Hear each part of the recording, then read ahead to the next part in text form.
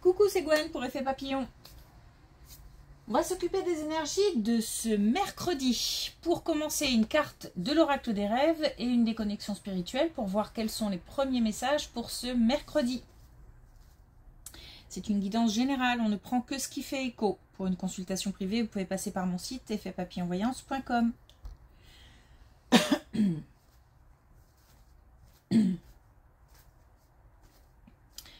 On parle de remise en question.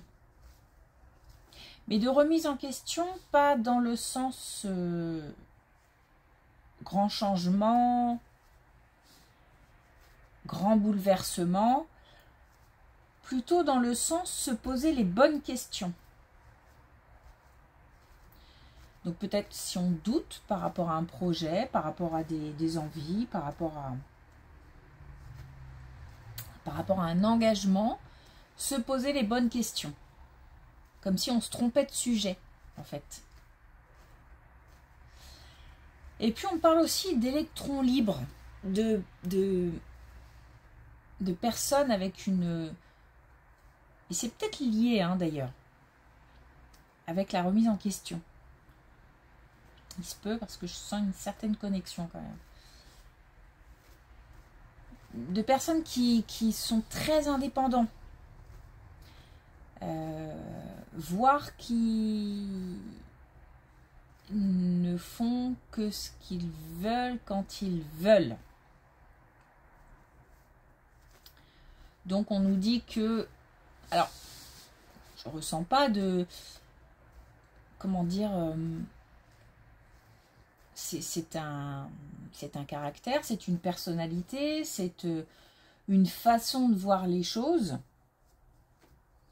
Et par rapport à ça, il n'y a aucune remise en question, par contre, puisque chacun fonctionne de manière différente.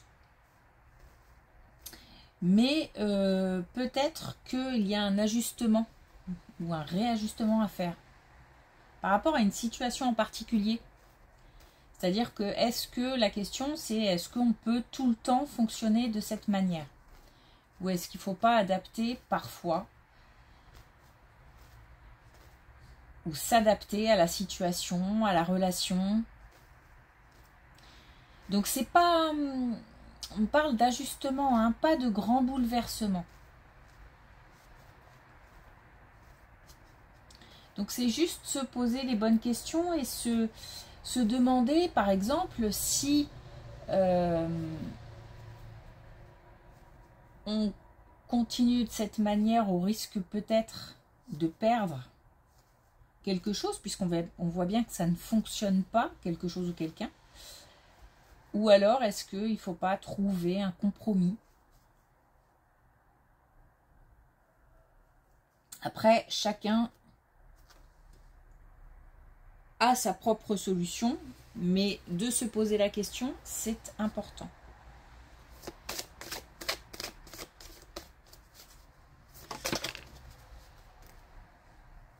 Alors, un premier message, on a la solitude. J'apprends à cohabiter avec moi-même pour vivre en harmonie avec le reste du monde. Donc, on parle bien de personnes qui ont un fonctionnement peut-être un petit peu propre à eux et qui peut-être devraient se poser une ou deux questions pour savoir si... dans une situation, encore une fois, ou dans une relation en particulier, pas d'une manière générale, mais parfois, est-ce que ce serait pas utile d'ajuster son fonctionnement? Ou pas, hein, d'ailleurs, chacun fait comme il le sent.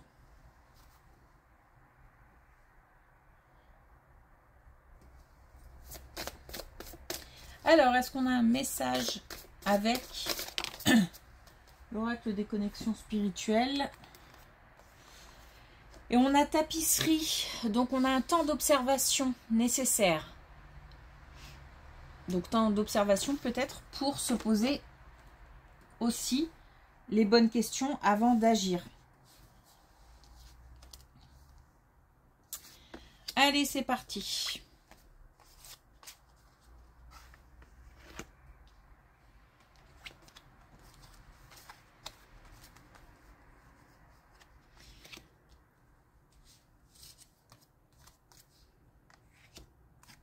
Alors, on nous parle de travail, on nous parle du domaine professionnel, on nous parle de relations au travail.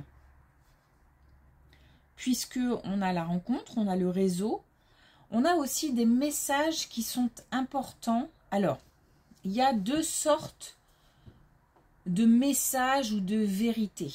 Il y a le fait de communiquer et d'apprendre des choses via des relations professionnelles. Alors, ces choses sont peut-être des apprentissages concrets ou un travail en collaboration. Et puis, on a d'autres messages, puisqu'on a quand même la nuit et les rêves, on a d'autres messages qui sont transmis d'une autre manière, c'est-à-dire la nuit, pendant qu'on dort, ou encore via des signes, des synchronicités, des messages de l'invisible. Des messages des défunts, des messages de là-haut, des messages de Dieu, des messages de qui vous voulez. Mais on a, voilà, des relations professionnelles qui peuvent transmettre ou apporter des informations importantes. Et puis on a d'autres informations importantes à, j'ai envie de dire, à choper. Donc à essayer de capter. Voilà. Ça fait beaucoup de communication. Beaucoup d'informations. Donc après, il va falloir gérer tout ça. Mais ce sont des informations visiblement importantes. Puisque on a quand même le fait d'avoir un éclairage par rapport à ces informations-là.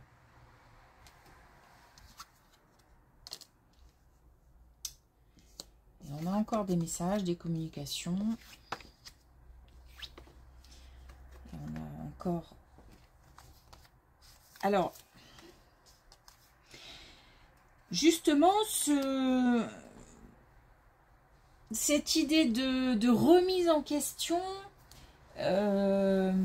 pourrait s'appliquer là, je le sens bien, parce que on a une confirmation que il va falloir trouver un compromis. Alors, en fait, il y a vraiment un choix qui s'offre là. C'est-à-dire, on a la perte et on a aussi l'accueil. Donc, comme si, selon la décision qu'on va prendre, on va soit perdre quelque chose ou quelqu'un, soit accueillir quelque chose de nouveau ou quelqu'un de nouveau. En tous les cas, on a encore des messages importants, des communications importantes. Et je pense qu'on est encore dans le travail. Hein. On est encore dans le travail. La solution, on nous dit que la solution, c'est de trouver un compromis. Hein. Mais je pense qu'on est au travail. Après, c'est peut-être aussi une colonne pour nous indiquer que ce compromis peut être trouvé aussi au niveau du foyer. Parce qu'en fait, on a un lieu qui est important.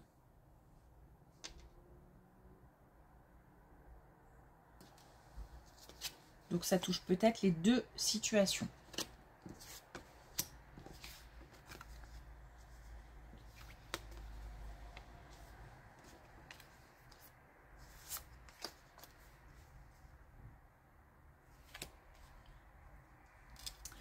On a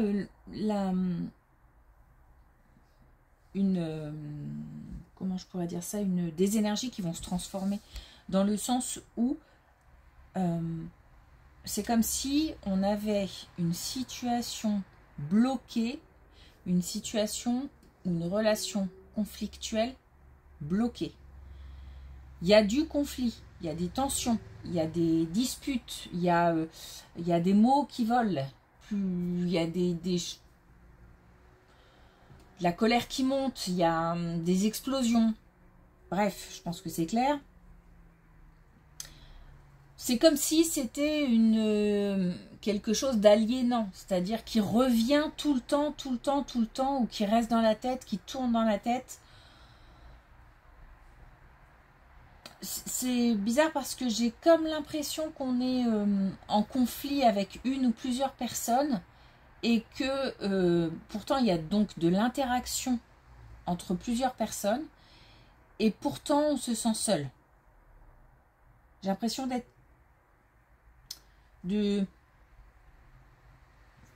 peut-être lié à l'injustice, enfin au sentiment d'injustice, dans le sens où j'ai l'impression peut-être de ne pas être comprise.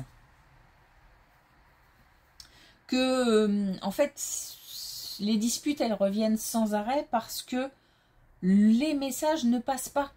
Il y a un blocage, il y a quelque chose qui fait que on n'a pas de communication constructive, mais au contraire ça détruit et la relation, ça détruit la confiance en soi, ça détruit tout ce qui peut-être a pu être construit de beau au préalable. Bref, on nous dit qu'il faut trouver une porte de sortie à ce blocage, j'ai vraiment l'impression d'une situation qui se répète tout le temps, tout le temps, tout le temps. Et j'ai espoir à chaque fois, mais l'espoir retombe vite.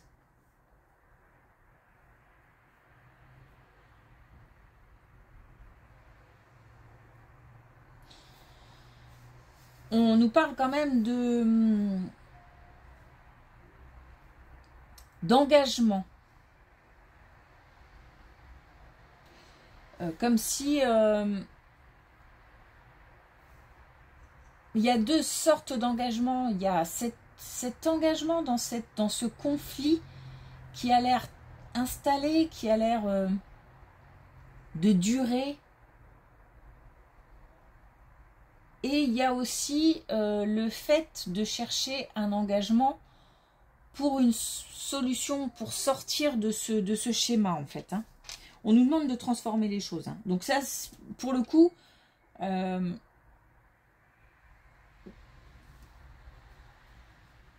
y a quand même un pas à faire. Hein. Il y a quand même un geste à faire, une action à poser. Il se peut qu'on soit aidé, qu'un événement fasse qu'on ait une opportunité pour sortir de ce conflit. Mais c'est comme s'il fallait sauter sur l'occasion. Parce qu'après, l'occasion est passée et c'est encore plus dur de faire un pas pour apaiser.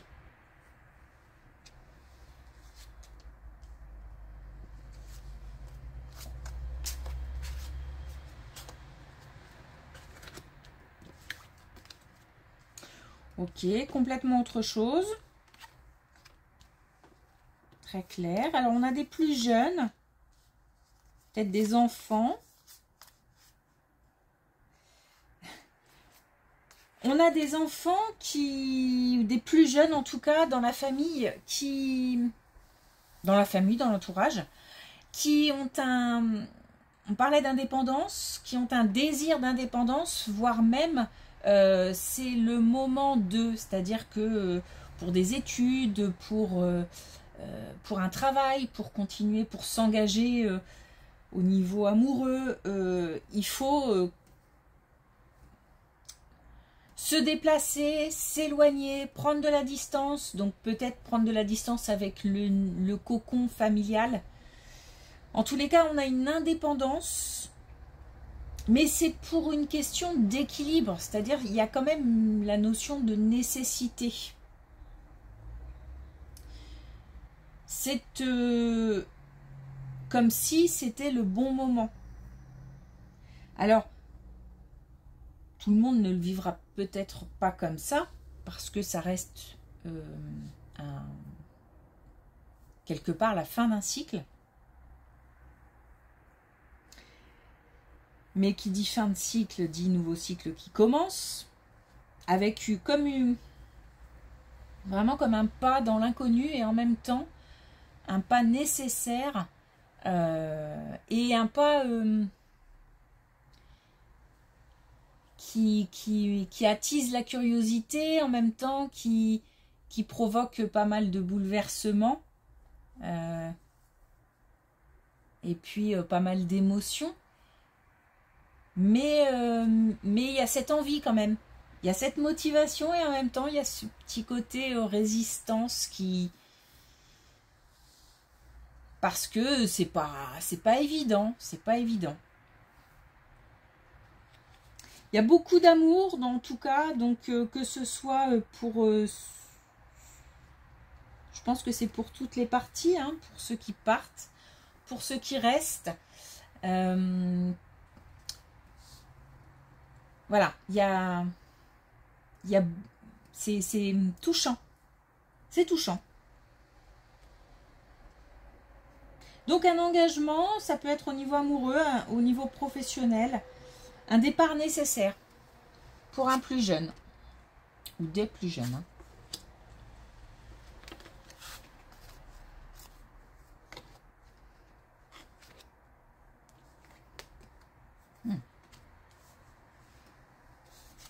Bon, et puis encore complètement autre chose. On a là quelqu'un alors, on nous reparle, on nous parle à nouveau de solitude. Encore une fois, j'ai l'impression que je suis malgré une communication, une interaction avec d'autres personnes, mais ces interactions ne sont pas encourageantes, valorisantes, elles mettent en colère, parce qu'on a de la fureur quand même, hein. Et j'ai ce sentiment d'incompréhension, voire même de trahison.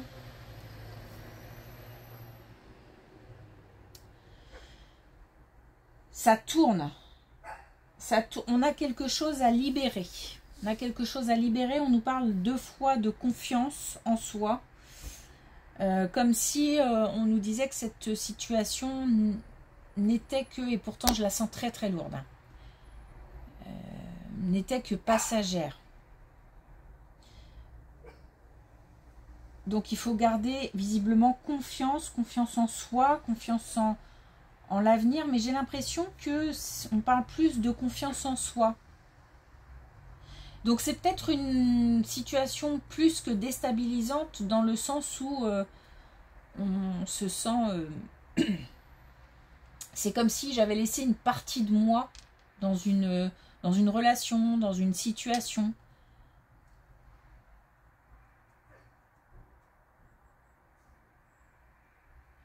Donc c'est douloureux. Mais on nous parle d'une libération. On nous dit aussi de ne pas retenir. Donc ne pas retenir les émotions, même si c'est de la colère, même si... voilà, faut laisser aller, faut laisser passer, faut traverser. Faut pas retenir.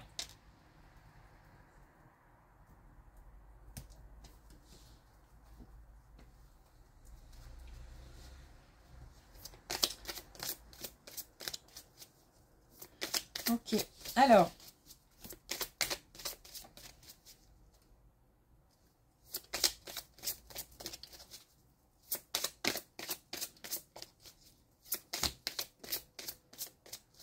Est-ce qu'on a un dernier message avec l'oracle des couleurs? Alors, on me dit aussi qu'il ne faut pas...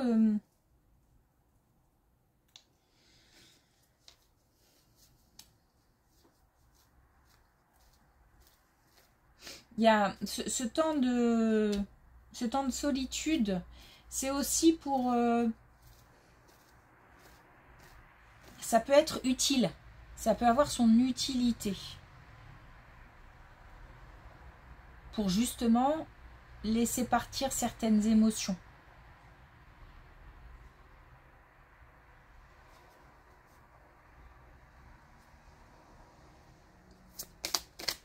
Je pense que c'est un moment de retrait nécessaire.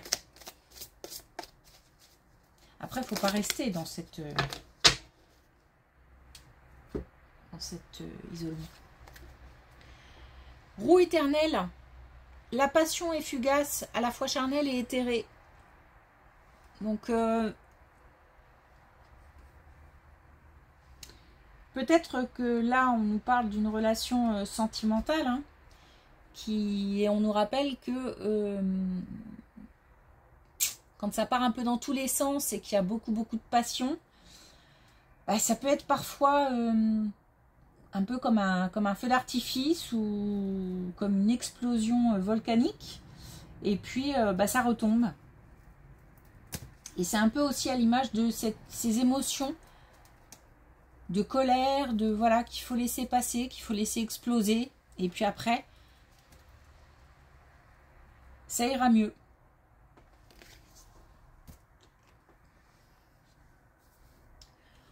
Ok, merci pour votre écoute. Je vous souhaite une belle journée. Je vous dis à demain.